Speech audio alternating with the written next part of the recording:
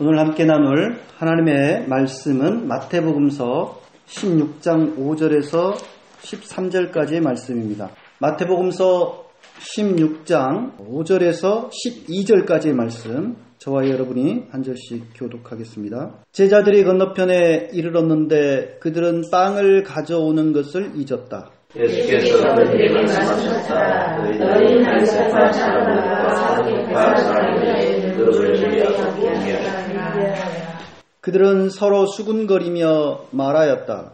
우리가 빵을 가져오지 않았구나. 예수께서 그것을 알고 말씀하셨다. 믿음이 정확한 자라 어찌하여 너희는 빵을 가져온 것을 두고 서로 미안하느냐. 너희는 아직도 깨닫지 못하느냐. 5,000명이 먹은 그 빵 5개를 기억하지 못하느냐. 부스러기를 몇 광줄이나 거두었더냐. 또한 4,000명이 먹은 그 빵 7개를 기억하지 못하느냐. 부스러기를 몇 광줄이나 거두었더냐. 내가 빵을 두고 너희에게 말한 것이 아님을 너희는 어찌하여 깨닫지 못하느냐. 바리새파 사람들과 사두개파 사람들의 누룩을 경계하여라. 그 사람들은 빵의 누룩이 아니라 바리새파 사람들과 사두개파 사람들의 관심을 경계하고 말씀을 깨달았다. 이제 며칠 후면 세월호 참사 5주기를 맞이합니다. 그 사이에 정권이 바뀌었고 바닷속에 있던 세월호가 무트로 올라왔습니다. 그리고 제2기 세월호 특조위도 진상규명 활동을 열심히 벌이고 있습니다. 겉보기에는 모든 게 순조로워 보입니다. 하지만 5년의 세월이 지났는데도 우리는 왜 세월호가 그렇게 큰 여객선이 수백 명을 태웠던 여객선이 갑작스럽게 급변침을 해서 침몰했고 서서히 침몰해 가는데 그럼에도 구조가 제대로 이루어지지 않았는지 그 정확한 원인을 제대로 파악하지 못하고 있습니다. 더욱 분통 터질 노릇은 304명이나 되는 수많은 사람이 죽었는데 그때 당시 아침 11시경에 YTN을 비롯한 많은 방송들이 학생 전원 구조라고 자막을 내보냈죠. 전대미문의 오보였습니다. 학생 전원 구조라는 자막을 저도 보고 얼마나 안도의 한숨을 쉬었는지 모릅니다. 그런데 알고 보니까 조금 지나니까 전원 구조는커녕 수많은 학생들이 배 안에서 해경이 구조해주기만을 간절히 애타게 기다리면서 배와 함께 그야말로 수장되는 그런 학살극이 펼쳐졌습니다. 정말 악몽 같은 일이 펼쳐졌습니다. 도대체 어떻게 해서 이런 오보가 나왔는지 제가 좀 살펴보니까 현재까지 밝혀진 바로는 팽목항에 나가 있던 진도군청의 어느 과장이 최초로 그 말을 했더라고요. 그래서 거기서 브리핑을 하면서 이제 12시에서 1시 사이에 190명이 추가 구조되어서 팽목항에 도착할 예정이라고 브리핑을 했다고 합니다. 그러니까 그 브리핑이 안행부의 도청 중대본 상황실로 전해졌고 중앙재난대책본부도 그대로 그것을 받아서 언론 브리핑을 했습니다. 이 거짓 정보에 온 나라가 잠시 가슴을 쓸어내렸고 조금 뒤에는 그야말로 엄청난 악몽 같은 일을 겪게 되었던 것이죠. 성경은 통치자가 거짓말에 귀를 기울이면 신하들이 모두 악해진다라고 말씀하고 있습니다. 당시 이와 같이 대참사가 벌어지는데도 대통령은 7시간 동안이나 보이질 않았습니다. 이튿날 그가 진도체육관을 방문해서 실종자들과 유족들을 위로한답시고 그들을 만났을 때에 가족들의 애타는 외침이 뭐였습니까? 한시가 급하다. 빨리 잠수사들을 더 많이 투입해서 계속해서 투입해서 야간이라도 작업을 계속 해달라. 한곡하게 요청했습니다. 그때 해양경찰청장이 말합니다. 저희는 어떤 여건 속에서도 현재 잠수사들을 500명을 투입하고 있습니다. 하면서 최선을 다하고 있음을 피력합니다. 하지만 그 자리에서 가족들이 그 말을 듣고 격분합니다. 지금 뭔 소리를 하고 있느냐? 왜 대통령 앞에서 거짓말을 하느냐? 지금 투입이 제대로 안 되고 있는 거 다 아는데 소리를 질러댑니다. 어찌 대통령 앞에서 거짓말을 하느냐라고 항의했지만 실은 그 대통령이야말로 더욱 큰 거짓 위에 서 있었음을 우리는 잘 알고 있습니다. 지난 정권이 얼마나 온 국민을 기만했는지는 국정농단 사태를 통해서 우리들이 뼈저리게 체험했습니다. 대통령은 실상 꼭두각시에 불과했고 그 뒤에는 실권을 쥐고 청와대를 마치 제 집 들듯이 한 최순실 씨가 있었습니다. 하지만 이명박 박근혜 정권만 국민을 그렇게 기만했다라고 보이지는 않습니다. 노무현 정권 당시에도 세상을 경악시킬 대국민 사기극이 펼쳐졌습니다. 물론 지난 정권들과의 정도의 차이는 있지만 엄연한 사실이니까요. 2005년 바로 황우석 교수 사태입니다. 물론 이 사태는 황 교수와 그의 동료들이 학계와 정부, 온 국민을 속인 범죄 행위였죠.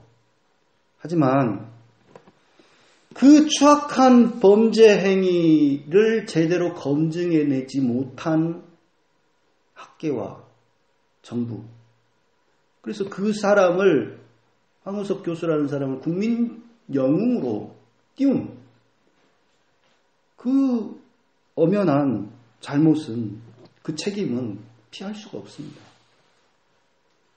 이런 사례가 보여주듯이 거짓을 방치하면 그게 눈덩이처럼 불어나서 자칫 언젠가는 무서운 대가로 돌아오는 경우들이 종종 있습니다. 어느 날 예수님과 제자들이 갈릴리 호수 건너편에 이르렀을 때입니다. 예수님께서 말씀하시기를 너희는 바리새파와 사두개파 사람들의 누룩을 경계하여라, 조심하여라 말씀하십니다. 마가복음에서 이 평행본문을 보면은 배 안에서 이 말씀을 하셔요. 배를 타고 가다가. 그때 마태는 건너편에 도착해서 그 말씀을 하신 것처럼 이야기합니다. 그러나 배 안에서 했던 호수 건너편에 가서 말씀하셨던 그게 장소가 중요한 것 같지는 않고 지금 이 말씀을 예수님께서 왜 하셨을까? 그걸 좀 생각해 볼 필요가 있습니다. 지금 마태는 너희는 바리새파 사람들과 사두개파 사람들의 누룩을 주의하라, 경계하라 말씀하시는데 마가복음에서는 너희는 바리새파 사람들과 헤롯의 누룩을 조심하라 말씀하십니다. 조금 다른데요. 여기서 누룩을 조심하라. 이 예수님의 말씀. 이 말씀을 듣고 제자들은 빵을 떠올립니다. 자기들이 지금 건너편에 있을 때에 예수님께서 행하신 칠병몇역, 그러니까 5병이여 이적이 있고 그 다음에 7병몇여 이적이 바로 곧 좀 이어지는데 그 이적을 행하셨을 때에 많은 부스러기들이 남았거든요. 그래서 그것을 챙겨왔어야 되는데 그걸 놓고 왔어요. 그래서 예수님께서 누룩을 말씀하시니까 자신들이 빵을 놓고 온 사실을 지금 책망하시는 걸로, 그것 때문에 그런 말씀을 하시는 걸로 생각하고는 서로 수군거리고 있습니다. 근데 여기서 조금 우리가 이해하기가 어려운 점이 예수님께서 누룩을 이야기를 하시는데 제자들은 왜 빵을 떠올렸을까라고 하는 것입니다. 물론 누룩으로 빵을 만들죠. 그렇지만 누룩과 빵은 엄연히 지금 다른 거 아닙니까? 예수님은 지금 누룩을 말씀하시는데 제자들은 빵을 떠올리고 있어요. 그들에게는 예수님께서 지금 말씀하시는 그 누룩에 담겨진 은유, 그것을 식별할 수 있는 날카로운 어떤 분별력 또는 눈치가 그렇게 없어 보입니다. 자신들이 건너편에 두고 온 7광줄의 빵, 거기에만 온통 지금 신경이 가 있어요. 그걸 놓고 와가지고 선생님이 지금 우리를 책망하신가 보다. 그 생각을 하는 것 같은데, 아니면 그걸 놓고 왔으니 이제 건너와 버렸는데 다시 가갖고 가져오기도 힘들고 다음 끼니는 어떻게 우리 때우냐? 아마 그런 지금 고민, 걱정이 있었던 것 같아요. 그래서 그 생각만 하고 있습니다. 이런 때에 예수님께서 뭐라고 하십니까? 믿음이 적은 사람들아, 어찌하여 너희는 빵이 없다는 것을 두고 속으로 수군거리느냐? 너희는 아직도 깨닫지 못하느냐라고 책망하십니다. 사실 이 말씀은 굉장히 점잖하게 책망하시는 거예요. 마가복음에서의 예수님 책망은 굉장히 이보다 강도가 셉니다. 아직도 알지 못하고 깨닫지 못하느냐? 너희 마음이 그렇게 무디어 있느냐? 너희는 눈이 있어도 보지 못하고 귀가 있어도 듣지 못하느냐? 기억하지도 못하느냐? 그렇게 세게 책망하십니다. 단지 믿음이 적은 사람들이 아니고요. 마음이 무디어져 있고 눈이 있어도 보지 못하고 귀가 있어도 듣지 못하고 기억도 하지 못하는 어리석고 한심한 답답한 사람들처럼 그렇게 예수님께서 꾸짖고 계십니다. 예수님 보리빵 5개와 물고기 2마리로 5,000명 이상, 곧 남자만 5,000명이니까 장정만 5,000명이니까 훨씬 많은 사람들 먹이신 이적을 행하셨죠. 보리빵 7개와 물고기 몇 마리, 그러니까 몇 마리인지는 정확하게 모르니까 저는 이제 그걸 이제 오병이어 하듯이 7병 몇어 이렇게 명명을 하고 싶은데, 7병 몇어 이적도 행하셨어요. 근데 이 간극이 별로 이렇게 멀지 않아요.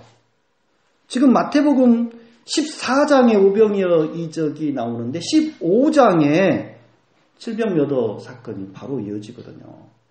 이런 놀라운 이적을 경험하고도 제자들은 그 사실을 까맣게 지금 잊고 있습니다. 예수님께서는 오병이어 이적을 내가 행했을 때에 몇 광주리가 남았느냐, 빵부스러기가 몇 광주리가 남았느냐 물어보십니다. 7병 몇어 그 이적을 행하셨을 때 몇 광주리의 빵이 남았느냐 물어보십니다. 우리 마태복음에는 지금 그에 대한 대답이 안 나와 있는데 마가복음에서는 제자들이 오병이어 이적 때는 12광줄이 남았고요. 7병 몇어 이적 때는 7광줄이 남았어요. 라고 정확하게 대답을 합니다. 그런데요.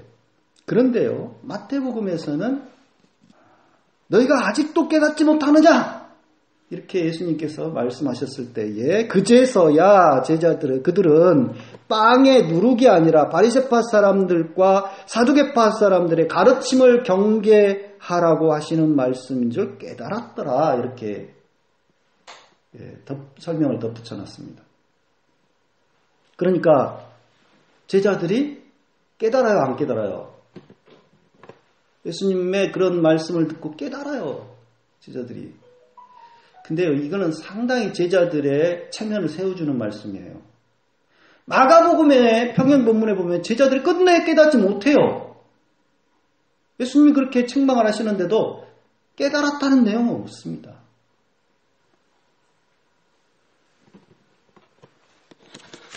마태복음에서는 바리새파 사람들과 사두개파 사람들의 누룩은 그들의 가르침이다 라고 풀이를 해주고 있죠. 근데 이 누가복음에는 바리새파 사람들의 누룩 곧 그들의 위선을 주의하라 이런 말씀이 누가복음 12장 1절 말씀이 나옵니다.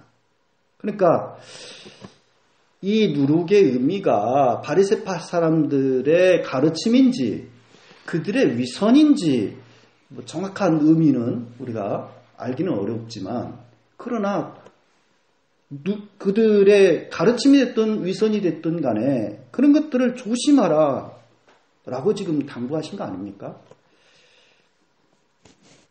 예수님께서는 누룩의 비유를 통하여서 하나님 나라는 누룩과 같다.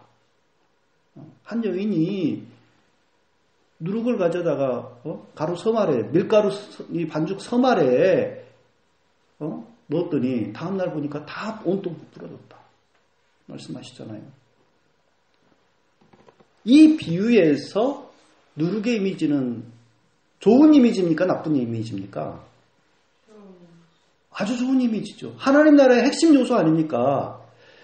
누룩 조금 쳤더니 온통 가루가 부풀어 올라가지고 그것이 바로 하나님 나라의 모습이다라고 말씀하셨고 그게 사실 예수님의 역할이었죠. 누룩과 같은 역할을 하신 거 아닙니까?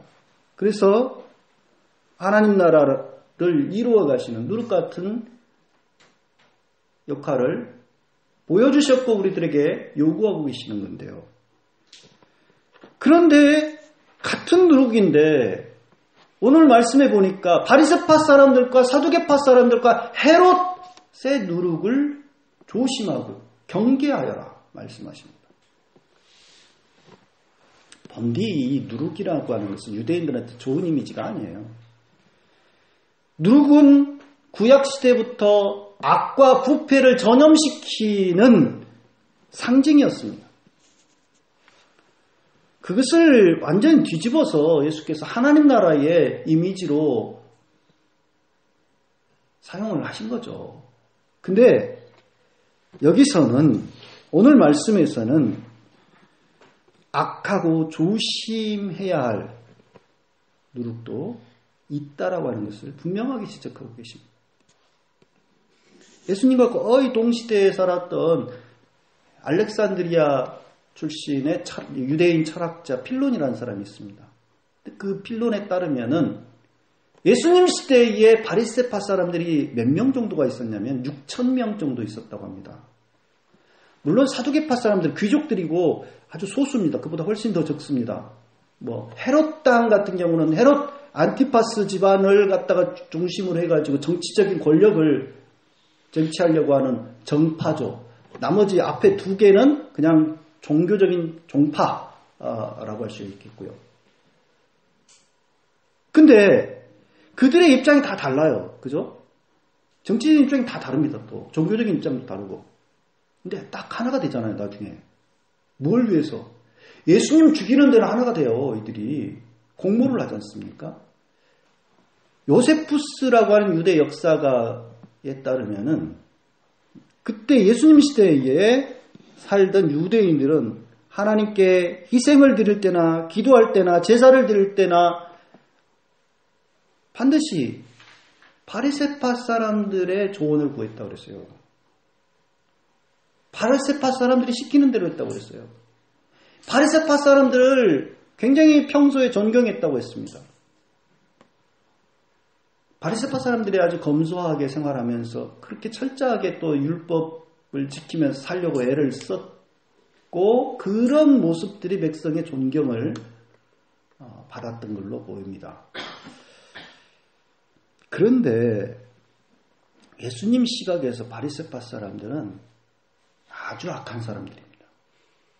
그들은 위선자들이고 그들은 모세의 자리에 앉은 자들이고 눈먼 인도자들이고 박하와 회향과 근처에 11조는 드리면서 정의와 자비와 신의 같은 율법의 더 핵심적인 요소는 다 내버리는 사람들이었습니다.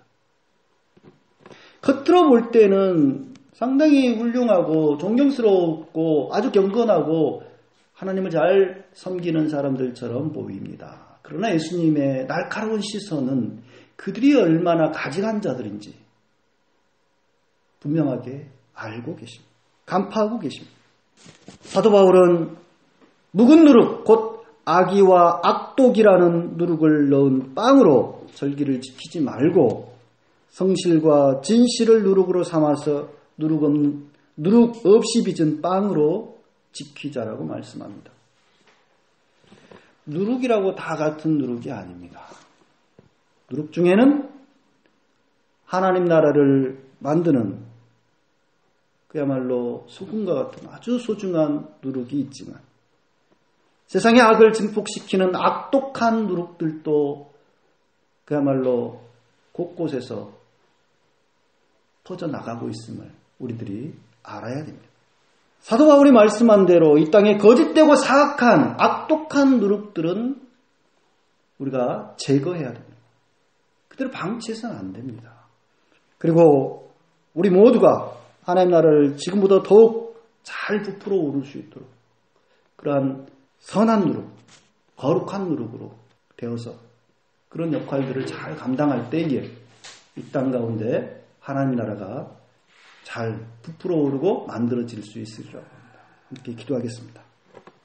주님, 진실을 가리고 거짓을 마치 진실처럼 허도하는 자들이 이 땅의 역사를 후퇴시키고 이 땅에 교회를 어지럽히고 끊임없이 주의 진리를 허망하게 거짓된 걸로 사람들의 비웃음거리로 만들어가고 있습니다. 하운데 진실을 말하지 않고 하나님 나라를 이루어 나아가는 일꾼이라고 하면서도 방관하고 있는 사람들이 또한 너무 많습니다. 저희 자신이 그러한 사람들이 아니었는지 돌아보게 하시고 저희들에게 날카로운 영적 식별력을 주셔서 이 땅에 악독한 누룩들을 제거하고 하나님 나라를 만들어가는 귀한 누룩들을 세워 나아가는 저희들 되게 하여 주옵소서. 주 예수님의 이름으로 간절히 기도드리옵나이다.